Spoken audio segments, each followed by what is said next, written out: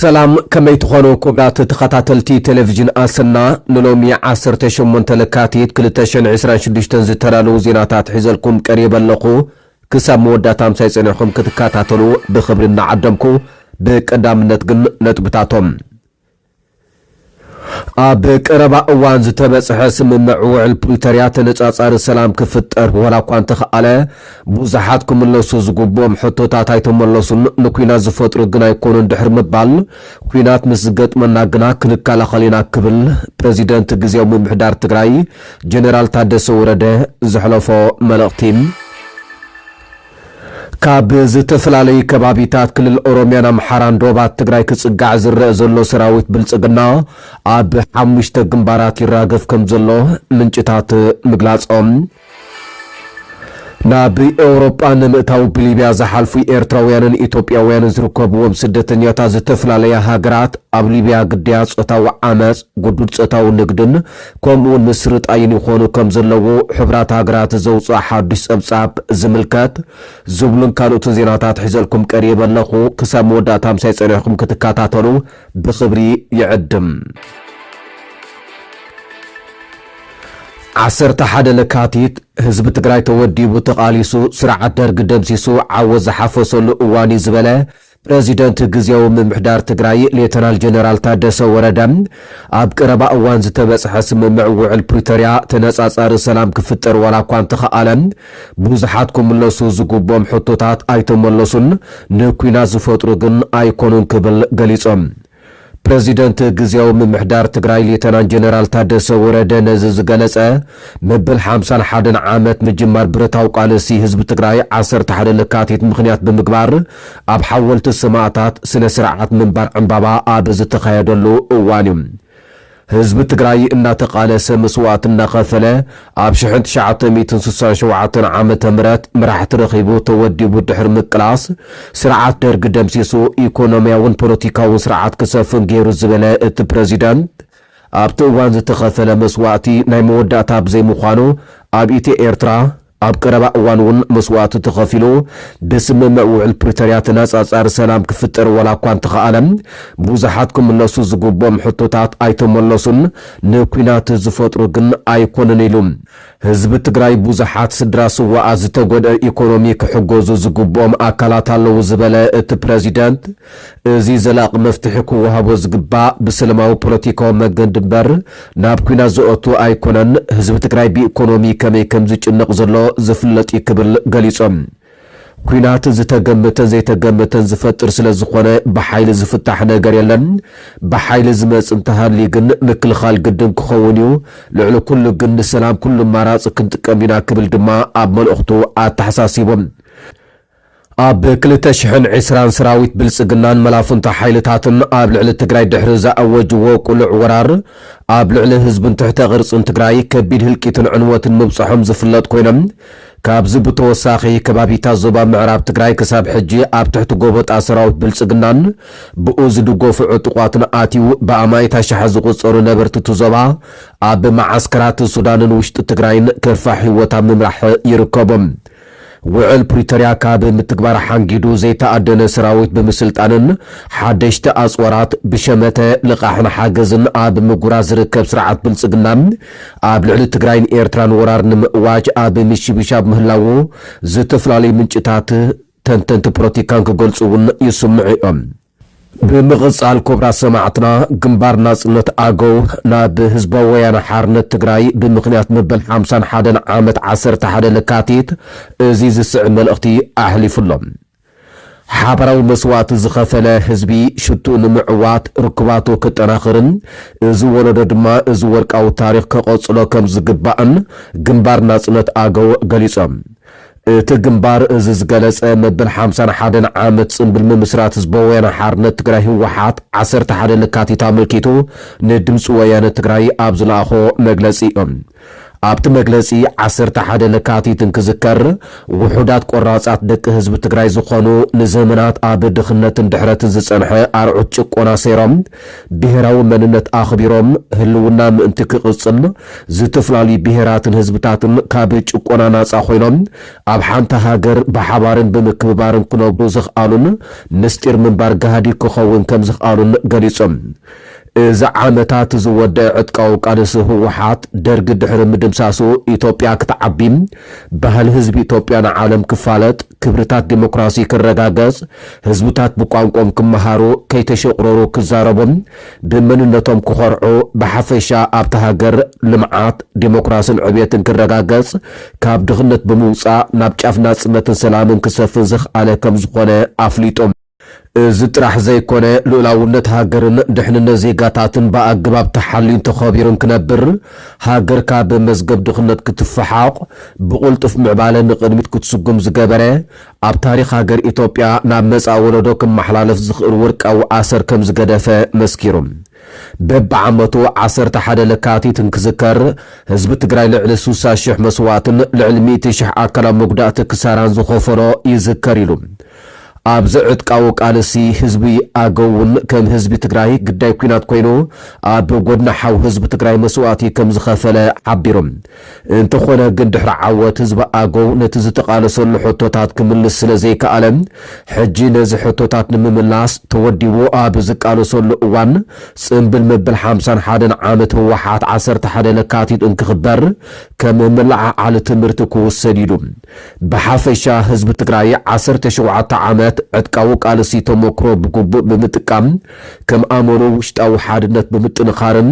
ምስ ካልኦት ህዝብታት ብምውሃድን በብእዋኑ ዝፍጠሩ ቡድሆታትን ህልው ኣጸጋሚ ሃዋሃውን ሰጊሮም 11 ለካቲት ከም እምነ ኩርናዕ ሞዴልን ክወስዶ ይኽእል ዝበለ ግንባር ናጽነት ኣገው በዚ ኣጋጣሚ እዚ ናይ ሎሚ ወለዶ ኣብ ህልው ዓለማውን ከባብያውን ኩነታት ተመርኪስካ ነቲ ዝሓለፈ ወርቃዊ ታሪክ ምንኣስ ቁኑዕ ከም ዘይኮነ ተገንዚብካ ታሪክ ወለድኻ ታሪክ ገዛእ ርእስኻ ከም ዝኾነ ቆፂርካ ነዚ ወርቃዊ ታሪክ ኣያታትካ ኣብ ናይ ክብሪ ቦታ ከተቐምጦ ይግባእ ክብል እውን ኣተሓሳሲቦም ኣብ መወዳእታ ድማ እንቋዕ ንመበል 51 ዓመት ዝኽሪ 11 ለካቲት ህዝባዊ ወያነ ሓርነት ትግራይ ህወሓት ኣብፅሓኩም ክብል መልእኽቱ ኣመሓላሊፉ ካብ ዝተፈላለዩ ከባቢታት ክልል ኦሮሚያን ኣምሓራን ዶባት ትግራይ ክጽጋዕ ዝረአ ዘሎ ሰራዊት ብልጽግና ኣብ 5 ግንባራት ይራገፍ ከም ዘሎ ተረጋጊጾም እዚ ሕጂ ሰራዊት ብልጽግና ናብ ኣንፈት ሰሜን ዝገብሮ ዘሎ ምንቅስቓስ ምስቲ ኣብ 2020 ዝተኣወጀ ወራር ዝነበረ ምንቅስቓስ ዝመሳሰል ምዃኑ ዝገልጹ ምንጭታት ዛጊት ሰራዊት ብልጽግና ኣብ 5 ዓበይቲ ግንባራት ተራጊፉ ከም ዘሎ ይገልጾም እቶም ንትግራይ ኣብ ከበባ ንምእታው ዝቆለሉ ተባሂሎም ዝተሓሪሞ ዛጊት ብዝሕ ዘለዎ ሰራዊትን ኣጽዋርን ብልጽግና ተራጊፉሎም ዘለው ከባቢታት ድማ እዞም ዝስዕቡ እዮም ግንባር ቆቦ በኣንፈት ዞባ ደቡብ ትግራይ ናብ ከባቢታት ኣላማጣን ራያን ዘቕንዐን ግንባር ኣብዓላ ናብ መቐለን ከባቢኡን ዘቕንዐን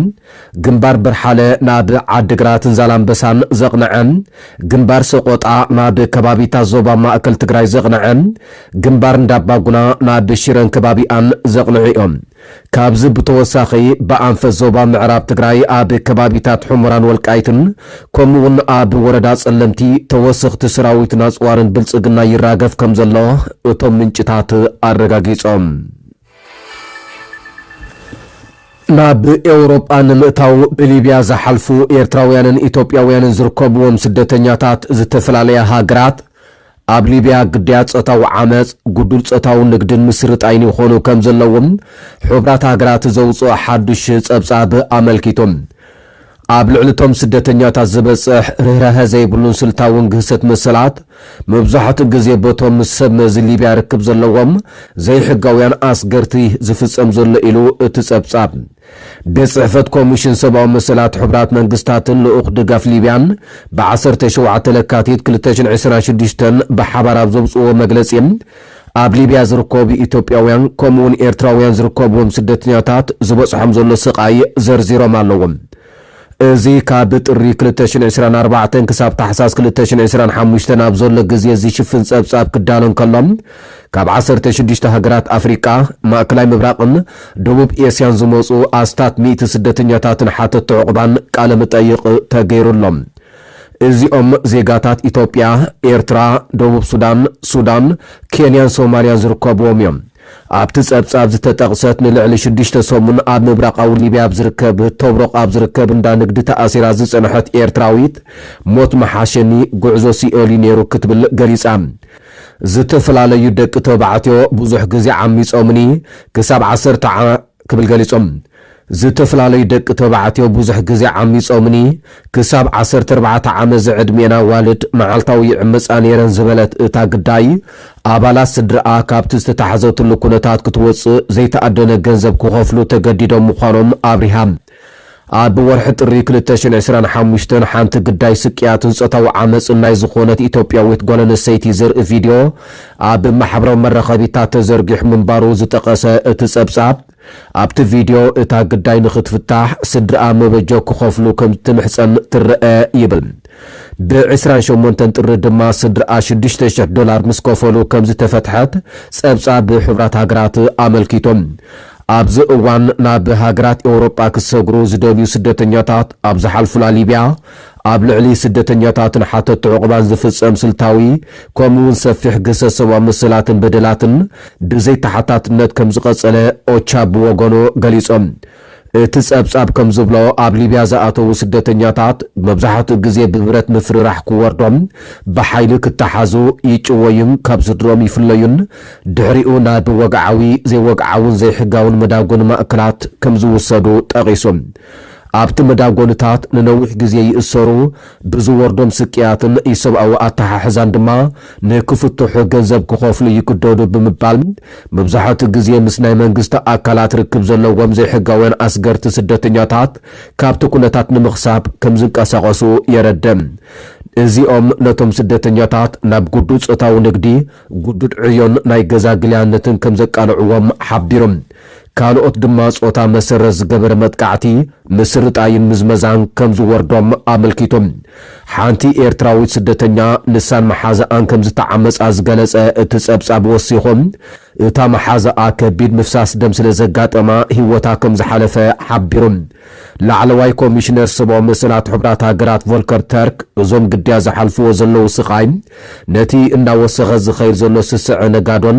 ካብቲ ስርዓተ ምዝመዛ ዝረብሑ ዘለውን ኩነታት ንምግላጽ ቃላት ከም ዝሓጽሮ ሓቢሮም። ኣብ መወዳእታ ዝሓለፈ ጥሪ ብጎነፃዊ ኣተሓሕዛ ስደተኛታት ገበነኛ ኮይኑ ዝተረኽበ ኤርትራዊ ኣሰጋጋሪ ሰባት ን20 ዓመት ማእሰርቲ ከም ዝተፈርደ ይዝከር። እቲ ብወሊድ ዝፍለጥ ተወልደ ጎይቶም ዝተባህለ መራሕኒ ሓደ ኣብ ልዕሊ ስደተኛታት ብዙሕ ግፍዕታት ዝፈጸመ ጉጅለ ኣሰጋገርቲ ምዃኒኦም ኣኽበርቲ ሕጊ ኔዘርላንድስ ዝገልጾም። ተወልደ ካብ 2014 ክሳብ 2018 ናብ ዝነበረ እዋን እዩ ናይቲ ንመብዛሕትኦም ኤርትራውያን ካብ ዝተፈላለዩ ሃገራት ናብ ሊብያ ካብኡ ድማ ናብ ኤውሮጳ ዘሰጋግር ጉጅለ ቀንዲ መራሒ ነይሩ። እቶም ስደተኛታት ሊብያ ምስ በጽሑ ኣብ መዳጎና ኣትዮም እናተቐጥቀጡ እናተሳቀዩን ናብ ስድሮኦም ከም ዝድውሉ ብምግባር ዝሓተትዎ መጠን ገንዘብ ክኸፍሉ የገድድዎም ነይሮም። እቲ ምስቃይ ሜላታት ምህራም፣ ምቅጻል፣ ዝመኸኸ ጎማ ኣብ ሕቖም ምንጣብ፣ ብተሪር ገመድ ተኣሲሮም ኣብ ገረድ ምንጥልጣል፣ ኤሌክትሪክ ምትሓዝ፣ ኣብ ሓደ ገዛ ኣሽሓት ብሓባር ኣሲርካ ውሑድ መግቢ ብምሃብ ከም ዝጠሚ ምግባርን ዘጠቓለለ እዩ።